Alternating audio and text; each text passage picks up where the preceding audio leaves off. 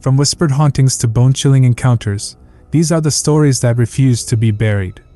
Prepare yourselves, for we tread on the precipice of nightmares, where reality bends and the unseen takes form. Subscribe if you dare.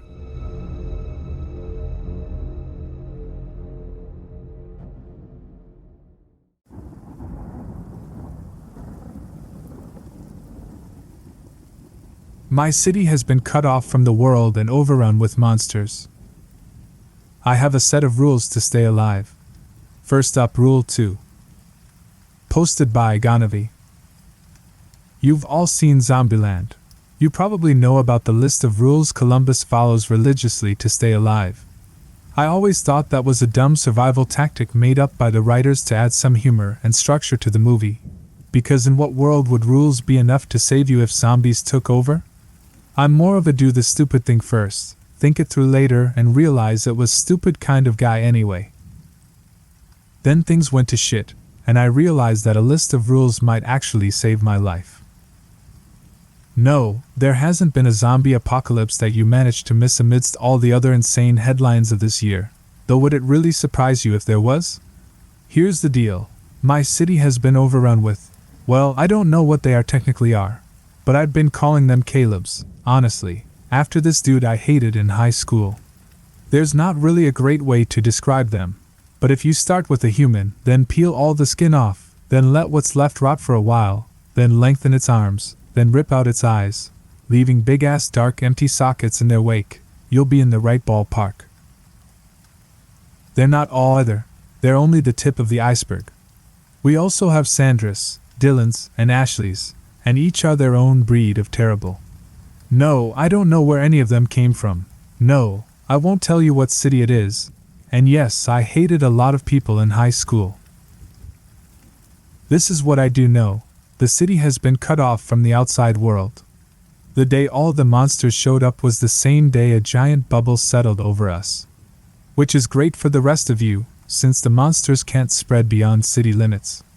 But let me tell you, it sucks for those of us unlucky enough to be in the danger zone. The monsters are all trapped here, but so are we.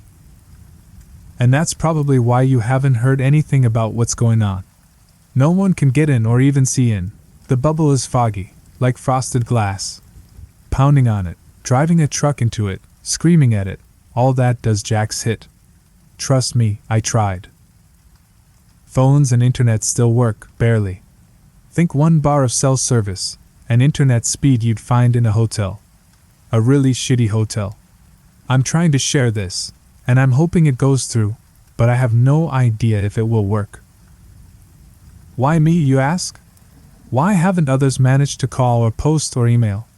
Well, you're in luck, because that's another thing I do know. I'm one of the only people left. Maybe the only one. Everyone else is long dead.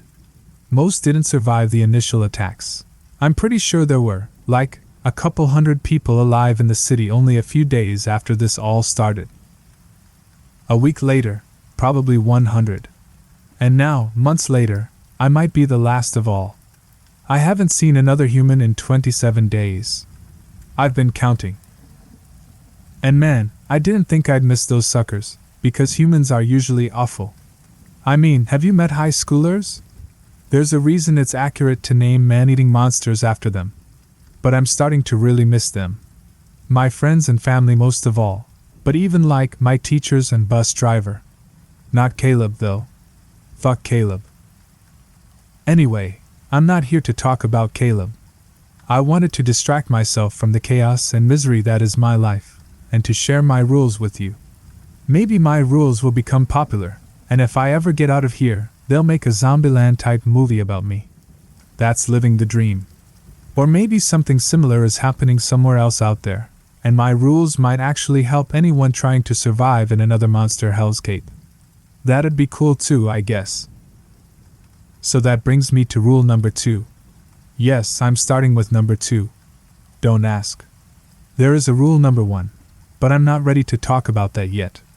That would mean I'd have to talk about the day this all started, and I've been actively fleeing from that post-traumatic stress for 9 months now.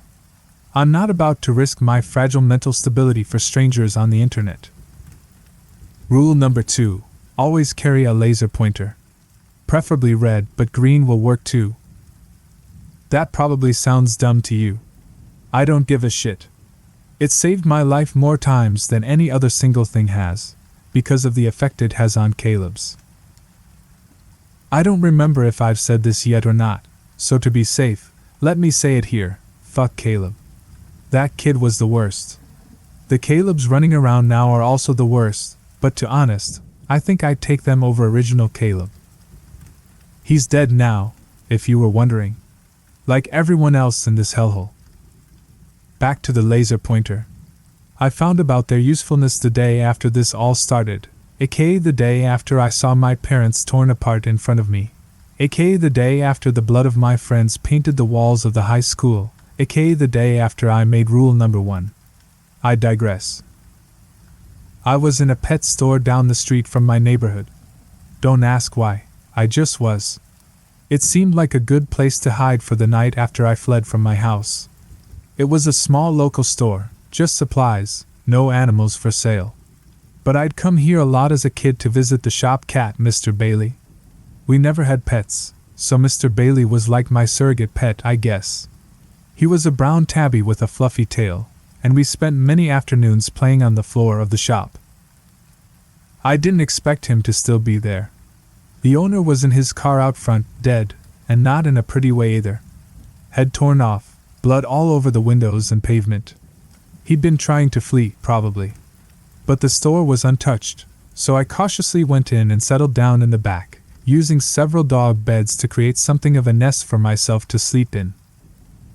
And as soon as I sat down, Mr. Bailey was there, purring and rubbing on my legs. He was still friendly as ever. I wondered if he remembered me. It had been a while since I'd stepped foot here, but here he was, greeting me as an old friend. I smiled for the first time since all hell had broken loose and stroked his head.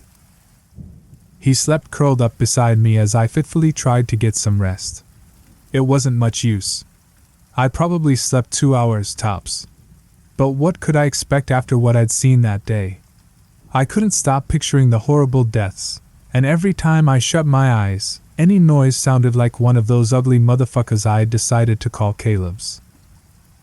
We made it to morning somehow. Mr. Bailey's company helped. Once it was light enough to see around the store without turning on any lights, I got up and began to move around.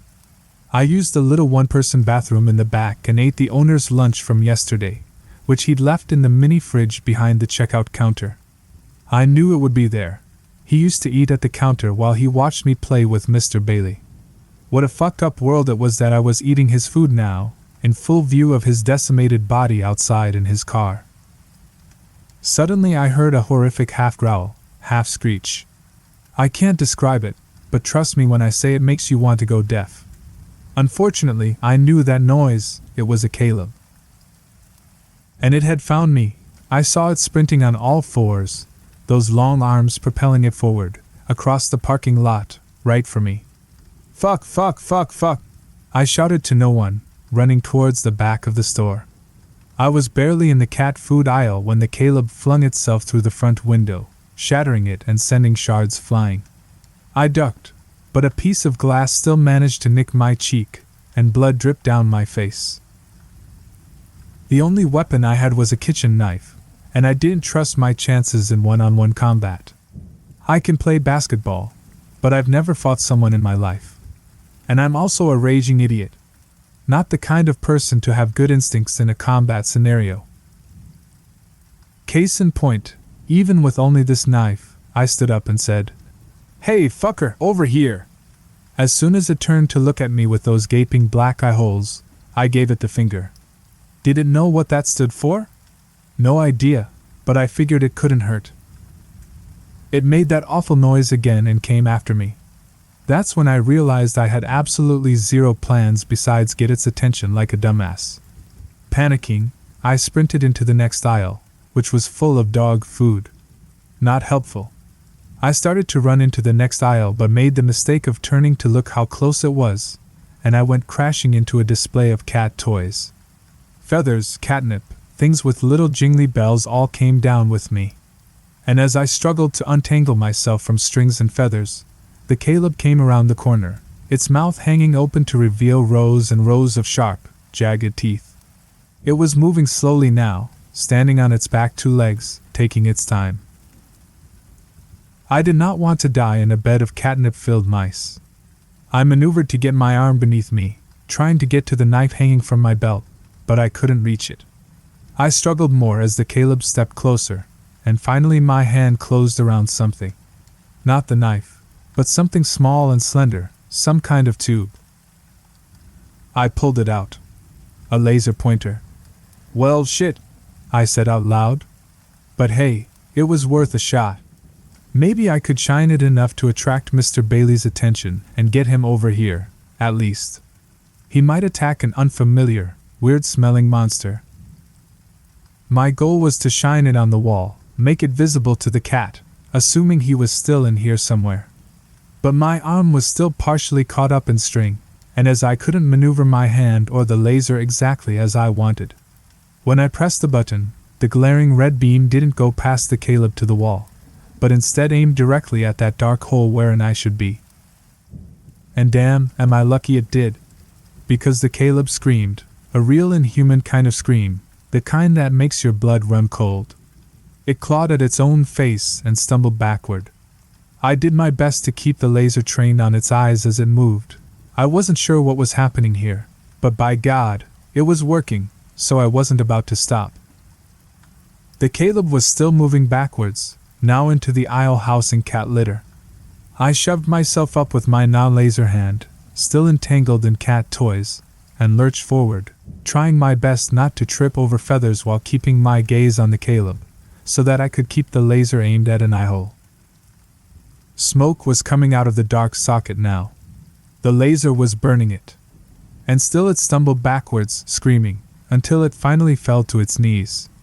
Standing now next to rows of cat litter, I finally shut the laser off, and before it could recover I said, "Hey ugly, catch!" and picked up a 28-pound box of litter, heaving it towards the monster with all the upper body strength I could muster. It hit the Caleb square in the chest, and it collapsed backward, the litter pinning it to the ground as it still screamed and scratched at its burning eye socket. I started to walk forward, breathing heavily from the toss, when Mr. Bailey came out of nowhere. Screeching a battle cry, he flung himself on the monster and began clawing its other eye socket. The Caleb tried to throw him off, but between the smoking eye and the heavy weight on its chest, its struggles were getting weaker. Mr. Bailey, bless his heart, hissed up a storm and scratched the living hell out of the other eye before neatly jumping off and trotting over to me, rubbing on my leg happily. "Good boy," I said, scratching his back. And then I stepped over to the Caleb, which had smoke billowing from one eye socket and some kind of deep purple liquid, its blood oozing out the other, the one Mr. Bailey had gone to town on. That cat was my hero. I got down on my knees beside its head, bells jingling as the toys hanging from me followed. I held up the laser pointer. "Thanks for the tip, buddy. Good to know." And now, finally able to reach my belt, I grabbed the kitchen knife and stabbed it. First in its damaged eyes, leading to a resurgence of screams, and then straight into its neck. I didn't know if it had a heart, but the neck seemed a pretty good bet. And it was. I sliced through the neck, purple liquid sprayed out, and that was that. A bit of twitching later, and it was dead. I breathed a sigh of relief and went back over to pet Mr. Bailey, finally untangling myself from the cat toys as I did so. He jumped up and hooked a feather with his claws happily as it fell towards the floor. "Great work, Mr. B," I said. "It's only 9 a.m., but what a day we've had, huh?"